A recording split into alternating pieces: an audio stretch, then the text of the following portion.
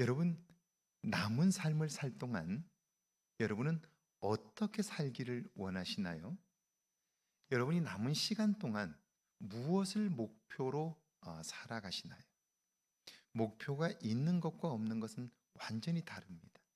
그러니까 삶의 목표가 있는 사람은 마치 관역을 향해서 활을 쏘는 사람과 같다면, 목표가 없는 사람은 허공을 향해서 활을 쏘는 것 같다고 말할 수 있을 거예요. 여러분은 남은 시간 어떻게 살아가실 건가요? 무엇을 위해서 살아가실 건가요? 제가 이번 주간 신방하면서 나이 드신 우리 집사님 댁을 방문해서 이런저런 이야기를 하다가, 집사님, 남은 시간 무엇을 위해서 사십니까? 라고 했더니, 아이고 머리 아프다고, 그러면서 허리 아프고 여기야 저기 아파가지고 다른 거 생각할 겨를도 없다고 그렇게 말씀하세요. 근데 제가 우리 집사님에게 이렇게 말씀을 드렸어요. 집사님은 몇 년이나 더 사신다고 생각하세요? 그랬더니 모르겠다 그러세요. 제가 볼 때 5년은 훨씬 더 사십니다. 앞으로 5년을 더 사실 텐데, 5년이라는 시간은 굉장히 긴 시간이에요. 결코 짧은 시간이 아니에요. 본인은 나이가 많다고 생각하기 때문에, 그래서 이젠 살 만큼 살았다 생각하지만, 그러나 아직 살 날은 많은 거예요. 적어도 5년 이상 남은 거예요. 그럼 5년이라는 시간이 얼마나 길어요? 근데 그 기간 동안 준비 없이 살면 뭐만 생각나냐면 여기저기 아픈 것만 생각나요. 근데 제가 그래서 이렇게 여쭈었어요. 집사님 여기저기 아프시죠? 그랬더니 여기저기 많이 아프다고. 그런데 그거 하나도 안 아플 수 있다고. 어떻게 하면 안 아픈 줄 아냐고. 그랬더니 어떻게 하면 안 아프냐고. 그래서 제가, 만약에 아드님이 갑자기 사고가 나서 다쳤다고 생각해 보세요. 큰 위기를 만났다고 생각해 보세요. 그러면 아플까요, 안 아플까, 허리가? 지금 아들이 사고가 나서 위기에 있다고 만약에 그렇다면 허리가 아플까요, 안 아플까요? 안 아파요. 잊어버리는 거예요. 왜요? 그 일이 너무 크기 때문에. 그 일이 심각하기 때문에. 자, 내 삶에 추구해야 할 목표가 있으면, 그러면요, 다른 것들은 다 잊혀져요. 그런데 목표가 없으면 우리의 삶에 작은 것들이 크게 부각이 돼요. 여기저기 아픈 것밖에 얘기할 게 없는 거예요. 근데 그 시간이 길다니까요. 70대신 분들은요, 적어도 앞으로 20년을 사셔야 돼요. 최소한. 그런데 앞으로 20년을 더 살아야 되는데 20년에 대한 계획을 아무도 세우질 않아요. 이게 얼마나 안타까운 일이에요. 그러니까 그 20년 동안 어떻게 사느냐면 허리 아프고 무릎 아프고 발목 아프고 이것만 얘기하는 거예요. 그리고 약보따리만 들고 다니세요. 근데 분명한 것은요, 내가 관심하고 집중하는 것이 있으면요, 아프지 않아서가 아니라 아픈 것을 잊고 살게 돼요. 그 목표 때문에 그런 거예요. 그러니까 남은 삶을 설계하고 계획하는 일은 너무 중요한데, 오늘 우리가 그걸 놓치고 살아요. 그러면 사는 즐거움도 잃어버리게 되는 거예요. 그 아주 악명 높은 수도원이 한 군데 있었어요. 그 수도원의 수도사들이 워낙 사납고 그리고 싸우고 그래가지고요, 수도원장을 발령해서 보내면, 그러면 가서 3개월을 못 버티는 거예요. 그러니까 수없이 많은 수도원장들이 갔다가는 쫓겨나고 갔다가는 쫓겨나고, 그러니까 그 수도원은 아주 악명이 높아요. 누구도 가려고 하질 않아요, 원장으로. 그래서 1년 이상을 비워두었는데, 그런데 그 전체 교구에서 가장 존경받는 목사님 한 분이 수도원장으로 가시겠다고 자원을 하신 거예요. 주변에 있는 사람이 다 말려요. 아니, 남들은 안 가려고 하는데 왜 거길 가시려고 하냐고. 지금 담임하고 있는 교회도 너무 좋은데 왜 거길 가시려고 하느냐고. 왜 그 고생을 하시려고 하느냐고 말리는 거예요. 그런데 아무 말하지 않고 제가 갈 수 있다면 가겠다고 그러는 거예요. 그래서 본인이 그렇게 가시겠다고 하니까 그분을 그 수도원의 원장으로 임명하고 파송했어요. 그런데 이게 웬일이에요? 3개월이면 수도원장이 쫓겨나서 나오는데 가신 지 3개월이 지났는데 아무 말이 없는 거예요. 조용한 거예요. 신기하다. 6개월이 지났는데도 아무 말이 없어요. 1년이 지났는데도 아무 말이 없이 조용해요. 그러니까 교구에서 이거 뭔가 있나 보다. 도대체 어떻게 하기에 1년 동안 아무 말이 없을까? 그래서 교구에서 그 수도원을 방문하게 되었어요. 방문을 하자마자 수도사들이 나와가지고 이렇게 묻는 거예요. 아니 도대체 교구는 뭐 하는 거냐고. 수도원장이 공석이어서 이렇게 오랫동안 비워뒀는데 아직도 수도원장을 안 보내주면 어떡하냐고. 그게 무슨 소리냐고. 1년 전에 수도원장을 보냈는데 그랬더니 온 적이 없다고 우리는. 그래서 아니 그럼 한 사람도 오지 않았냐고 그랬더니 1년 전에 누가 한가 왔는데 허름한 사람이라 우리가 그냥 저기 불이나 떼라고 그러고 마당이나 쓰려고 그랬다고. 한번 그분 모시고 오라고. 그래서 그분을 데리고 온 거예요. 와보니까 그 유명한 목사님이신 거예요. 가보니까 나무 패고 장작 패고 그리고 불 떼고 있는 거예요. 그리고 밥하고. 그러면서 그 교구에서 가신 분들이 이야기하는 거예요. 이분이 그 유명한 목사님이라고 이름을 대는 거예요. 근데 거기 있는 수도사들이 깜짝 놀랐어요. 자기들도 이름을 명성을 들어서 알고 있는 분이에요.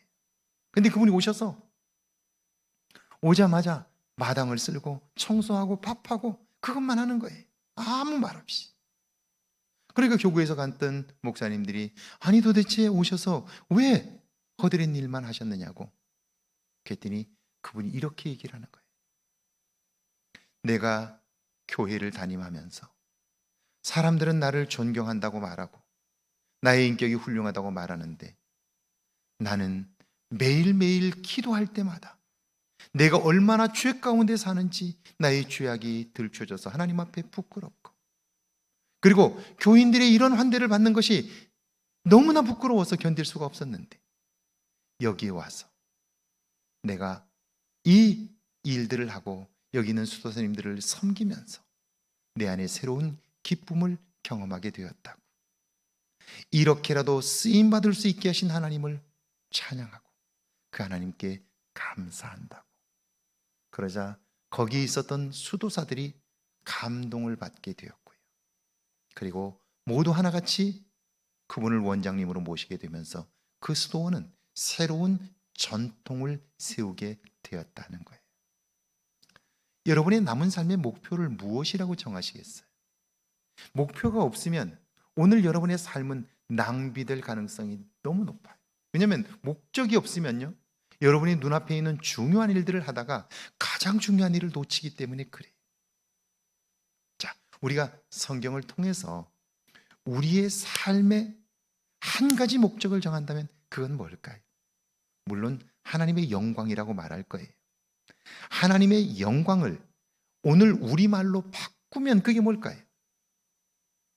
그것은요, 사람을 얻는 삶일 거예요. 뭐라고요? 사람을 얻는 삶일 거예요. 사람을 얻는다는 말은 다른 사람의 마음을 얻는다는 말이에요. 그래서 그 사람과 함께 내 남은 삶을 사는 거예요. 그러면 보세요. 다른 사람의 마음을 얻으려고 하면요, 그러면 자기를 희생하지 않고는 불가능해요. 예수님의 말씀 그대로예요. 섬김을 받으려는 자는 도리어 다른 사람을 섬기고 그 사람은 오리를 가자는 자에게는 심리를 가주는 거예요. 겉옷을 달라는 자에게는 속옷을 주는 거예요. 왜요? 그의 삶의 목적은 뭐라고요? 사람을 얻는 것이기 때문에 그래요. 이게 분명하기 때문에 그 사람의 필요를 채워주면서 자기 기쁨을 경험하게 되고요. 그렇게 살아가게 될 때 그의 주변에 그와 마음을 같이 하는 사람들이 하나 둘 생겨나게 되고요.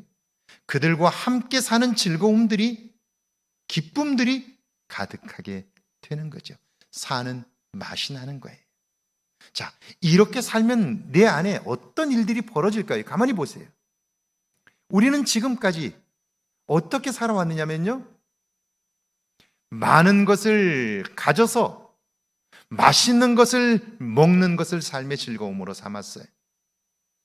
좋은 옷을 입고 성공해서 좋은 집에 살고 그렇게 생각했어요. 그리고 좋은 차를 타며 의시되고 사는 것, 그걸 삶의 목표로 정하고 산 거예요. 정말 열심히 살았어요. 그런데 이제는 먹을 걸 넉넉히 살 만큼 돈을 주머니에 가졌는데, 그런데 입맛이 없는 거예요. 먹고 싶은 게 없는 거예요. 왜요? 입맛은요, 혼자 좋은 걸 먹는다고 입맛이 생기는 게 아니고요, 사랑하는 사람과 함께 먹을 때 입맛이 생기는 거예요. 아멘이시죠? 사랑하는 사람과 함께 먹을 때 입맛이 생기는 거예요.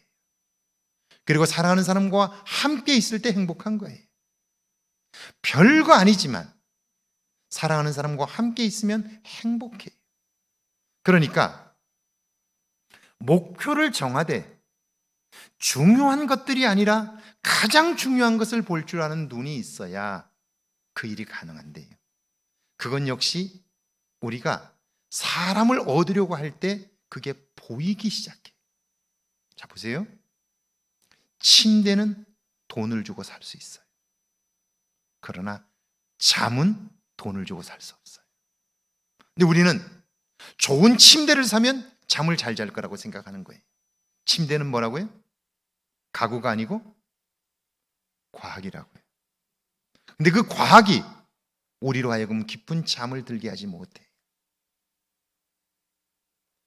침대는 돈을 주고 살 수 있지만 잠은 돈을 주고 살지 못해요. 뭐가 더 중요해요?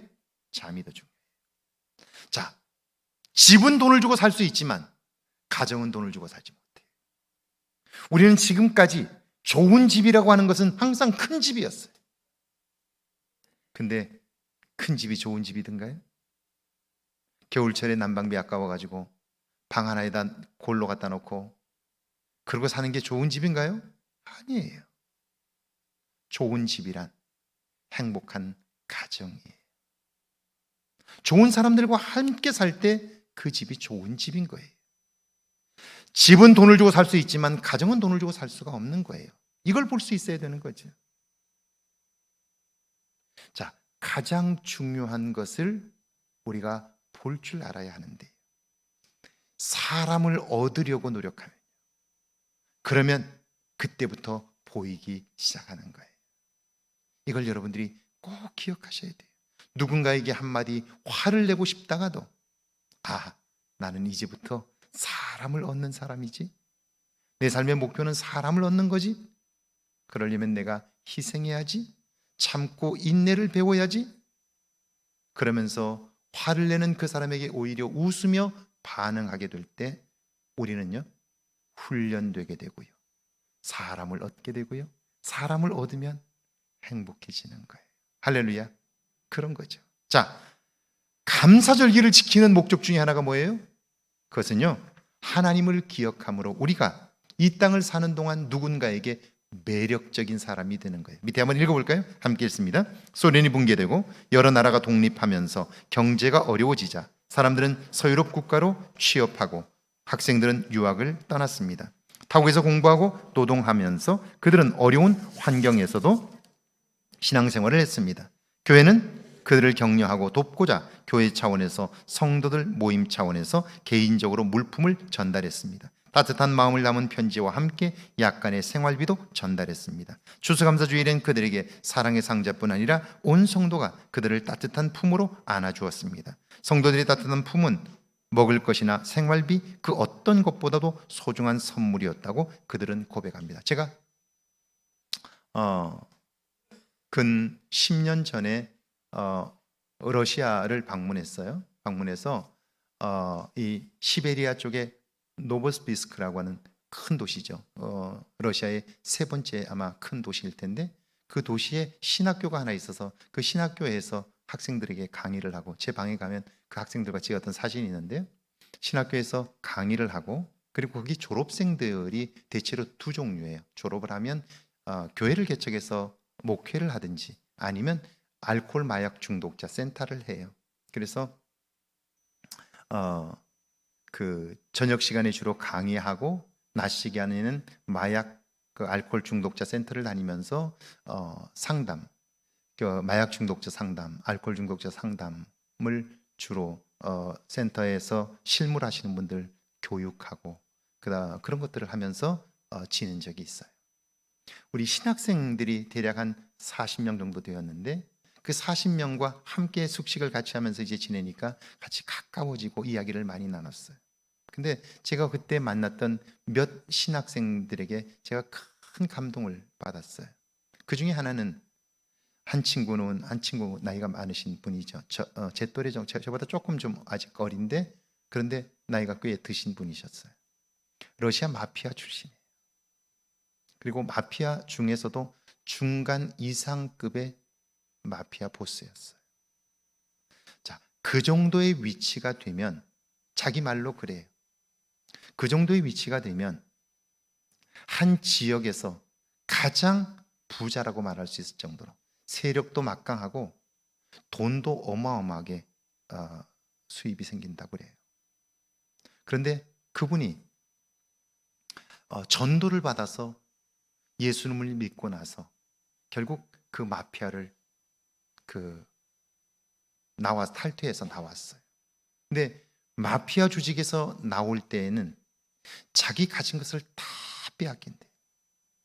탈탈 털어서 돈 한 푼 가진 것 없이 다 털린대. 그리고 그 과정 속에서 잘못하면 죽는데. 그러면서 자기 배를 이렇게 보여주는 거예요. 마피아에 나오면서 예수를 믿기 위해서 마피아에서 탈퇴를 하면서 칼을 3번이나 맞았다고. 하나님이 도와주셔서 자기를 살렸다고. 그러면서 이렇게 옷을 들었는데 칼자국이 3방이 있어요.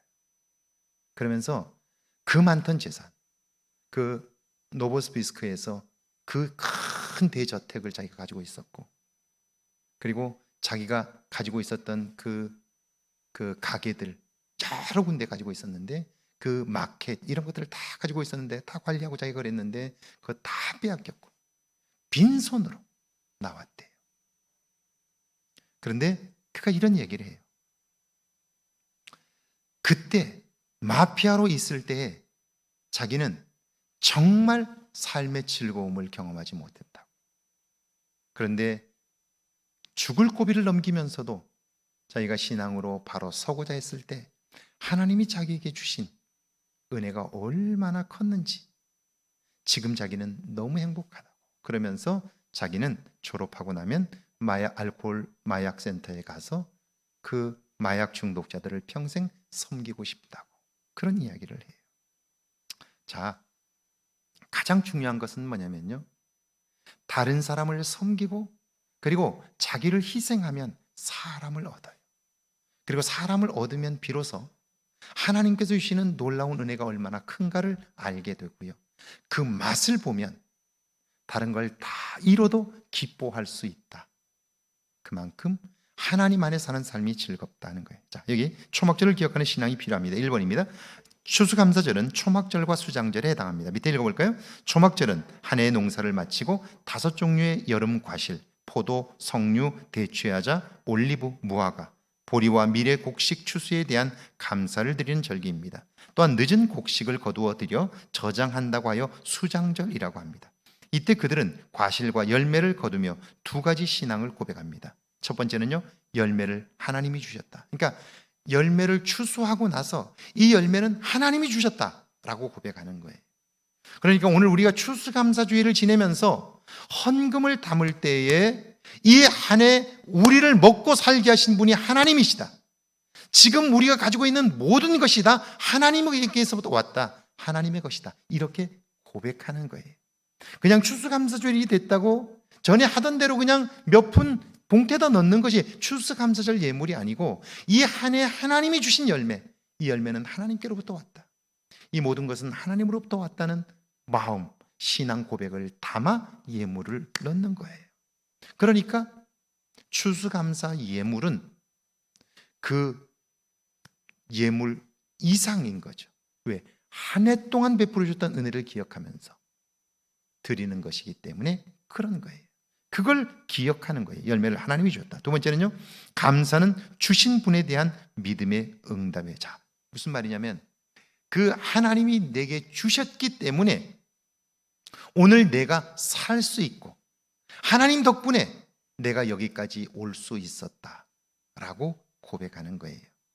내 생명을 하나님이 지켜주셨다라고 생각하니까 어때요? 감사로 응답할 수 있게 되는 거죠. 그러니까 그 예물을 드리면서 마음 벅차게 살 수 있게 되고요.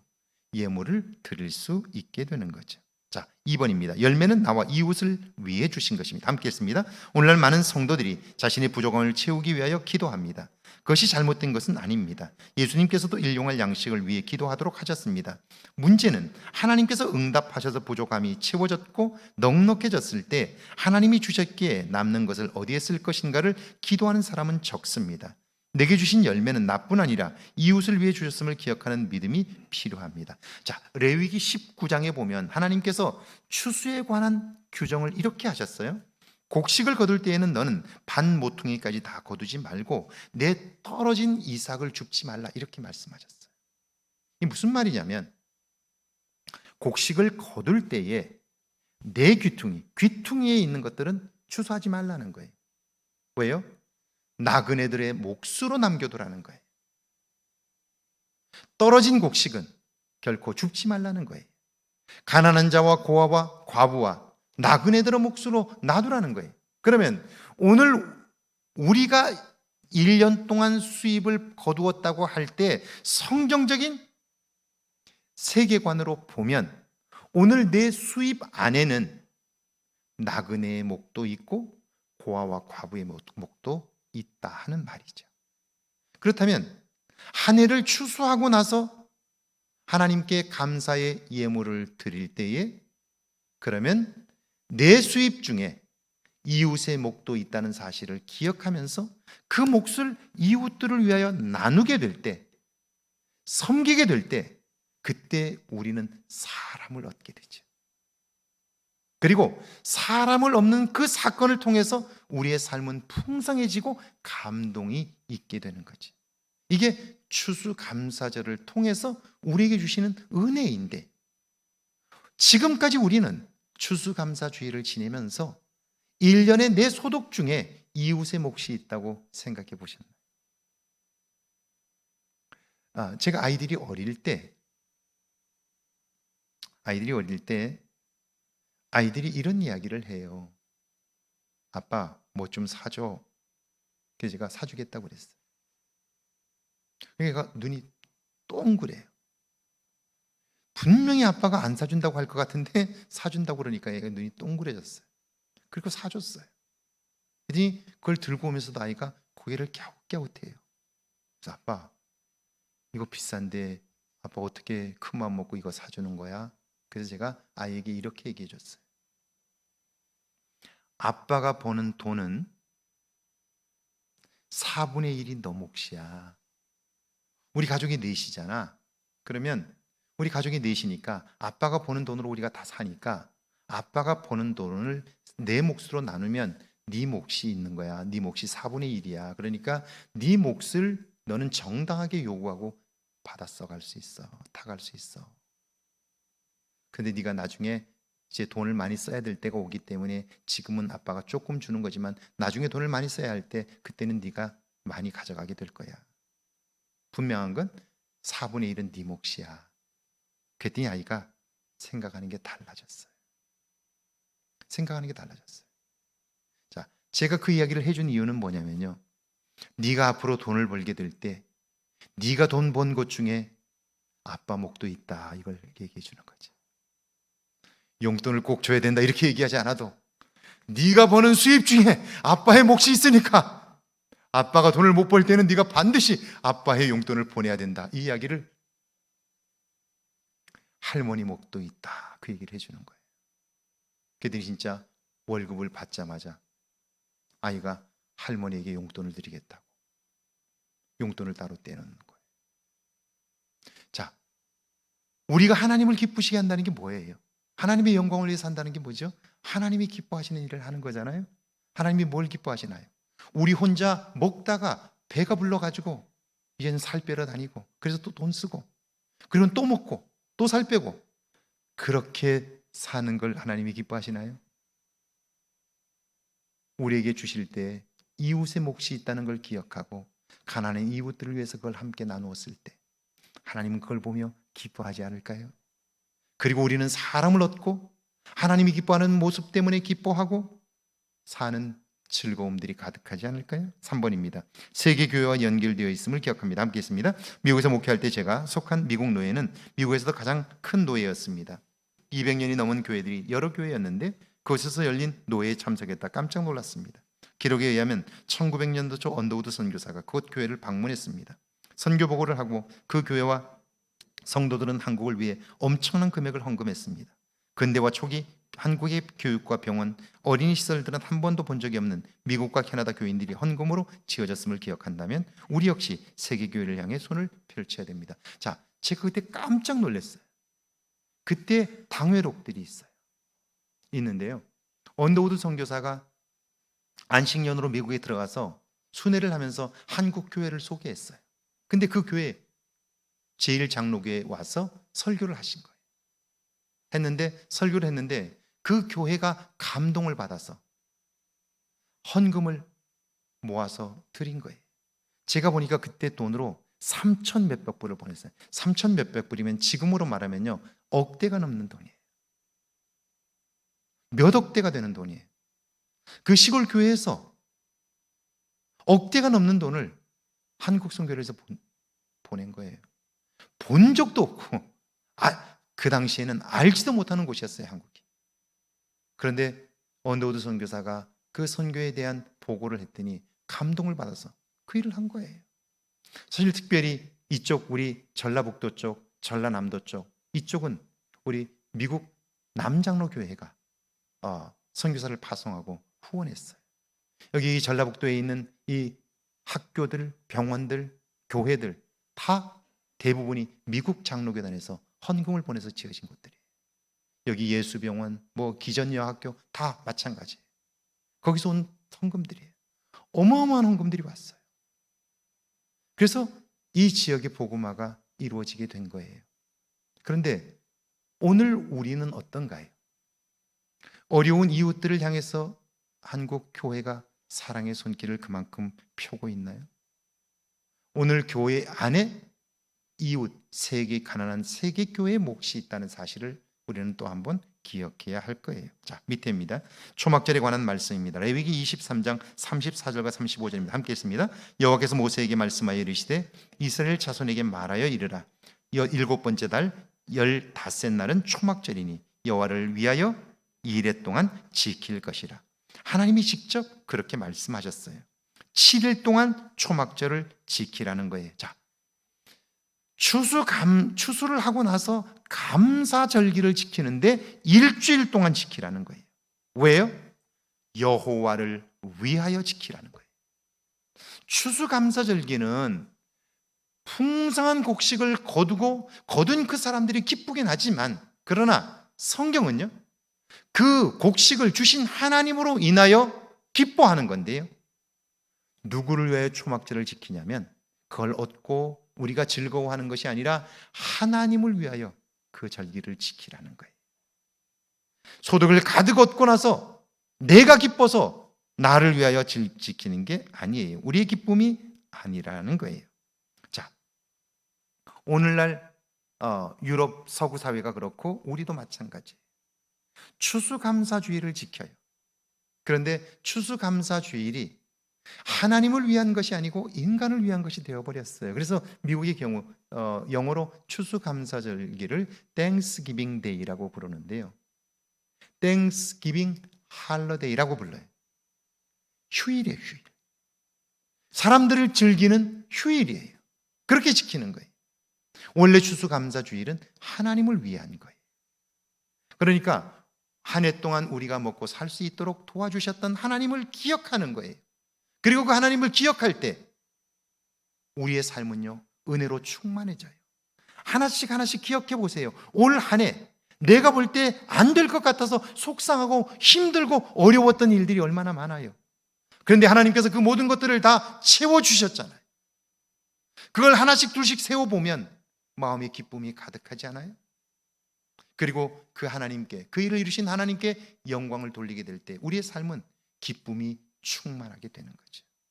할렐루야. 이게 여호와를 위하여 드리는 절기인 거죠. 근데 이게 변질되었어요. 땡스기빙 할러데이가 되었어요. 우리가 노는 날, 우리가 쉬는 날, 우리가 즐기는 날이 되어버렸어요. 그래서 그때 파티를 하고 그렇게 되는 거예요. 성탄절도 마찬가지죠. 성탄절을 뭐라고 불러요? 할러데이라고 불러요. 그죠? 휴일이라고 불러요. 그리고 성탄절은 누가 축하를 받아야 돼요? 예수님이에요. 예수님이 주인공이니까요. 그런데 성탄절에 누가 축하를 받아요? 사람들이 축하를 받아요. 놀고 즐기고 사람들이 모든 즐거움을 얻는 거예요. 변질된 거죠. 레위기 23장 35절과 36절입니다. 함께 읽습니다. 첫날에는 성회로 모일지니 너희는 아무 노동도 하지 말지며 화제를 드릴 것이요 여덟째 날에도 너희는 성회로 모여서 여호와께 화제를 드릴지니 어떤 노동도 하지 말라. 자, 여기 두 가지 이야기예요. 추수감사절기에 두 가지를 하라는 거예요. 하나는 뭐예요? 노동을 멈추라는 거예요. 자, 내 목적을 위해서 더 많은 것을 가지려고 하면 멈출 수가 없어요. 왜요? 하루 쉬면 손해가 너무 크니까요. 그런데 멈추지 않으면, 내가 노력해서 무언가를 얻는다고 생각하면 그때부터 감사는 없어요. 감사가 없으면 기쁨도 없어요.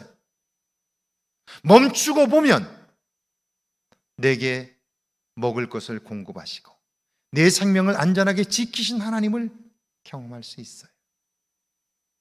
그런데 멈추지 않으면 내가 노력해서 벌었다고 생각해요. 내가 노력해서 얻었다고 생각해요. 그러니까 감사할 것도 없죠. 내가 해서 얻었는데. 감사가 사라지면 그 삶에 기쁨도 없게 되는 거예요. 그래서 하나님은 멈추라고 그래요. 그리고 두 번째는요, 성회로 모이라고 그래요. 첫째 날뿐 아니라 여덟째 날에도 성회로 모이라. 성회가 뭡니까? 오늘로 말하면 예배지요. 예배로 모이라는 거예요. 하나님의 말씀을 선포하고 그 말씀으로 나를 비추어 보고 그러는 거예요. 혹시 변질된 모습은 없는지 돌아보게 하는 거예요. 추수감사절은 사람을 위한 것이 아니고 하나님을 위한 거예요. 그런데 그건 곧 나를 위한 거예요. 왜냐하면 지난 한 해 동안 살다 보면 변질된 모습들이 있어요. 내가 주인된 모습들이 있어요. 그 변질된 모습들을 하나님 앞에 세워 발견하는 거예요. 그리고 다시 바로 자신을 세우는 거예요. 자, 나를 위한 노동을 멈추고 주신 분을 기억하는 거예요. 그러면 가장 소중한 것을 발견하게 되는 거예요. 무엇이 가장 소중한가요? 지금 눈앞에 추수한 곡식을 들고 기뻐하는 거예요. 그런데 성회로 모여서 하나님 앞에 예배를 드리고 말씀을 듣고 보니까 내 손에 들려진 양식보다, 곡식보다 더 소중한 게 뭐예요? 이 곡식을 주신 하나님이 더 소중한 걸 알게 되는 거죠. 왜냐하면요, 곡식은 항상 사라질 수 있어요. 없어질 수 있어요. 내 곁을 떠날 수 있어요. 그러나 그 곡식을 주신 하나님만 볼 수 있다면 하나님은 모든 것을 주실 수 있는 분이기 때문이죠. 할렐루야. 곡식보다 더 중요한 것은 하나님인 거죠. 그래서 성회를 통하여 하나님을 경험하게 되는 거예요. 추수감사절기에 그 하나님을 경험할 수 있어야 한다는 거죠. 이게 3번입니다. 레위기 23장 37절과 38절을 함께 했습니다. 여호와의 절기라 성회를 열고 화제를 드릴지니 번제와 소제와 희생제물과 전제를 너희가 여호와께 드리는 것이니라. 제사의 주인이신 여호와 온갖 제사를 모두 드리는 거예요. 제물을 준비하여 드리는데 제물은 여러분 그것은 나를 대신하는 거예요. 제물은 항상 나를 대신하는 거예요.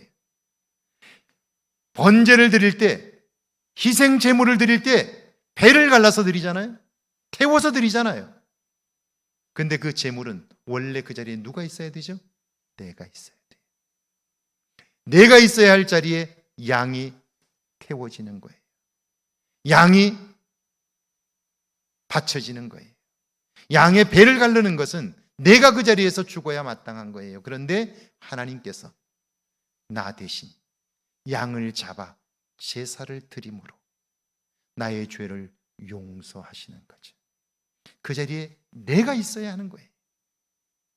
그런데 반복적으로 제사를 드리다 보면 나도 모르는 사이에 재물이 얼마나 크냐, 재물을 얼마나 많이 드렸느냐, 이것으로 자랑 삼게 돼 변질되는 거죠. 가장 하나님이 기뻐하시는 재물은 하나님, 제가 저 자리에 있어야 하는데 하나님의 은혜로 양을 잡아 드릴 수 있게 하시니 감사합니다. 내가 태워져야 하는데 양을 태워 제물로 받으시니 감사합니다. 이걸 하나님은 기뻐하는 건데요. 그런데 이게 변질되니까 나는 양을 20마리 드렸네, 30마리 드렸네, 나는 100마리 드렸네, 대단하다, 믿음이 대단하다, 우리 이렇게 자랑하는 거죠. 그게 아니고 하나님이 기뻐하시는 제사는 상한 심령이라. 하나님은 상하고 깨어진 마음을 기뻐하시느니라.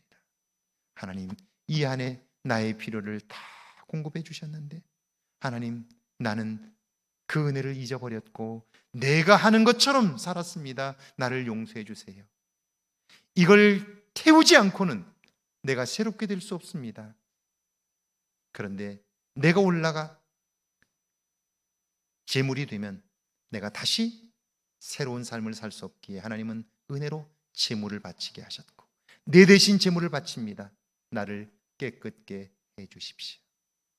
진실로 상한 마음, 자기 자신을 발견한 그 마음을 하나님 앞에 아뢰므로 그는 용서받은 감격을 또 한 번 경험하게 되고요. 하나님이 주신 은혜로 인한 감사도 가득한데 용서받은 기쁨도 그 속에 가득하니까요. 그 성소를 내려올 때는 기쁨이 가득하게 되는 거죠. 그리고 이제는 하나님만 따르며 살겠다고 다짐하니까요. 지금 역사하시는 하나님과 동행할 수 있게 되는 거죠. 그러니까 그분과 함께 동행하니까 그분의 눈으로 세상을 보고 그분의 마음으로 사람들을 대하고 사니까요. 전혀 사람들이 보지 못하는 것들을 보게 되죠. 사람들이 느끼지 못하는 걸 느끼게 되니까요. 사는 맛이 나게 되는 거죠. 할렐루야. 할렐루야. 그런 거예요. 제 동료 목사님이 한 분 계신데 그 아들이 똑똑해가지고 공부를 너무너무 잘해요. 서울대를 보낼까 의대를 보낼까 그러다가 신학교를 보냈대요. 그랬더니 주변 사람들이 다 미쳤다고. 아니 그 공부 잘하는 애를 왜 신학교를 보냈냐고 그랬대요. 자기도 깜짝 놀랐대요. 여러분, 목회자가 얼마나 중요해요. 똑똑한 아이일수록 정말 하나님의 말씀을 전하는 사람으로 키워야 되지 않겠어요? 목회자는 항상 공부 못하는 사람만 가야 되나요? 그렇게 생각하더래요. 그래서 깜짝 놀랐대요. 아니라고. 가장 좋은 것을 하나님께 드려야죠. 그래야 교회에 미래가 있는 거 아니에요? 오늘 이 시대 모든 사람들이 결핍 속에서 갈등하고 위로를 기대하지만 위로의 말씀들을 들을 수가 없잖아요. 삶이 힘겹다고 버겁다고 말하잖아요. 여러분, 소득은 굉장히 높아졌잖아요. 이만큼 소득이 높아진 때가 있나요? 없잖아요. 그런데 사람들은 가장 살기 힘들다고 말하잖아요. 왜 그래요? 우리는 만족하는 법을 배워보질 못했잖아요. 만족하고 보람과 기쁨이 가장 중요한 거다. 그걸 가르쳐주는 곳이 어디예요? 어디를 가도 없어요. 교회밖에 없어요. 그러면 그걸 잘 가르칠 수 있는 목회자를, 좋은 목자들을 준비해서 하나님께 드리고 훈련하게 해야 되지 않나요? 그런데 우리 속에 언제부터인가 신학교는 공부 못하는 아이들, 학교가 다 떨어지면 그때 보내는 것, 이렇게 생각하지 않나요? 이게 얼마나 잘못된 생각인가요? 이게 얼마나 변질된 생각인 거예요. 저는 진심으로 다시 태어나도 목사를 할 거고요. 저희 아이들 중에 만약 신학을 공부하겠다고 한다면 저는 정말 박수치고 환영하고 기뻐할 거예요. 그리고 그 일은 정말 해볼 만한 일이고요. 가치가 있는 일이고요. 너무나 소중한 일이다 라고 생각해요. 그래서 저는 이 자리가 너무너무 소중하고 귀하고 그래요. 왜냐하면 다른 사람들이 알지 못하는 것을 하나님이 제게 알게 하시고 그 삶을 살게 하시니까요. 할렐루야. 추수감사주의를 보내면서 여러분은 무엇을 확인하셨나요? 추수감사주일에 여러분은 어떤 은혜를 경험하셨나요? 오늘 이 말씀 꼭 기억할 필요가 있습니다. 온갖 제사를 모두 드리는데요, 제물을 준비해 드리는데 너희가 드리라 이렇게 돼 있어요. 이 말은 우리의 몸을 드려야 하는 거예요. 믿음과 마음을 담은 제사가 하나님이 기뻐 받으신 제사인 거죠. 여러분에게 이 은혜가 있기를 주 이름으로 축원합니다. 같이 기도하시죠.